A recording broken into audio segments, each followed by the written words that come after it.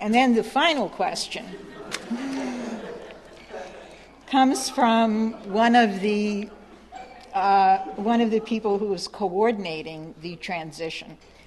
And he says, Mr. LaRouche, over these last months, you've been extremely generous in providing not only the context in which this new administration must consider its policies, but you've shared detailed analysis and specific policy initiatives.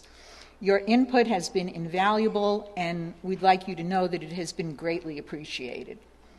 If, this very afternoon, you had a few moments to give advice directly to the president, what would you say to him? Well, I would say the things I've said today, above all. This is a time where I know this feeling of this kind of situation. I understand the situation he's in, probably in some ways better than he does. Being older and having lived through this world longer, and probably having more influence in terms of on me from various parts of the world, that I can feel strongly the effect in various parts of the world of what the world has been subjected to under the U.S. toleration of the British Empire. And that's the best way to put it. That the president has been given, as I believe others would assure him, he's been given a moment as president when his popularity is at the very height, probably the highest it will ever be, because there are frictional things in being president which tend to tear down some of your popularity around the edges on one grievance or another, or one issue or another. And this is the time to make a couple of decisions which are crucial, and I think they have to be made up front. First, we have to deal ruthlessly and decisively with this world monetary, financial, economic crisis. We have to establish again the position of the United States in the specific tradition of President Franklin Roosevelt. To act as Roosevelt would have done had he lived beyond the time of his death into the conclusion of the war, which he led in winning.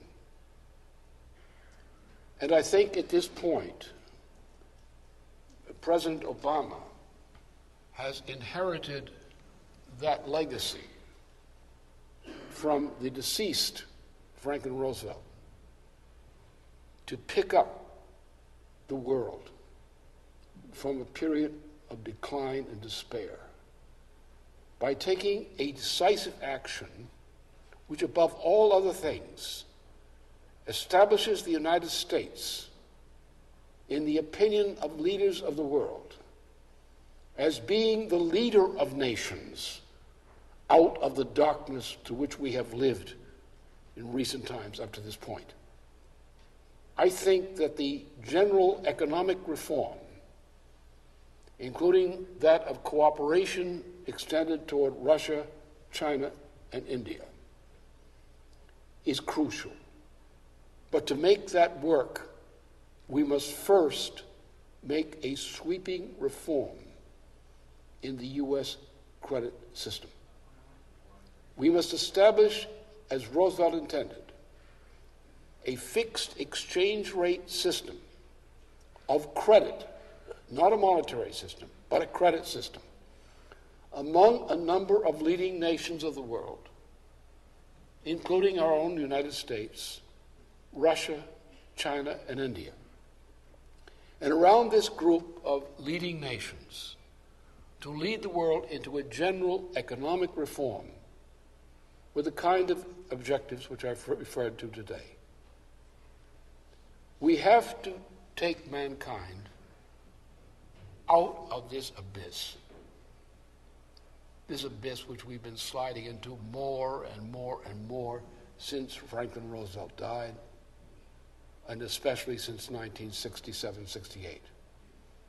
We've got to get back And we've got to recognize also in our actions that the United States, whether some people like to hear it or not, the United States is the greatest nation which has ever existed.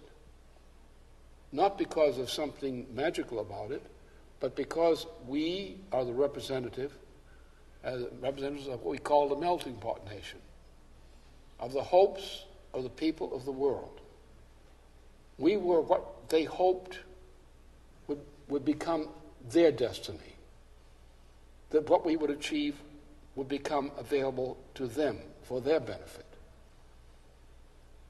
And the President of the United States, I think, must express that in practical ways as well as in voice to the world as a whole. He must be again seen, as we saw President Franklin Roosevelt during World War II, as a man who took a leading position in a leading nation in saving the world from hell. And certainly President Obama is faced with a challenge of approximately that magnitude. And I think he needs all the support he can get on that account.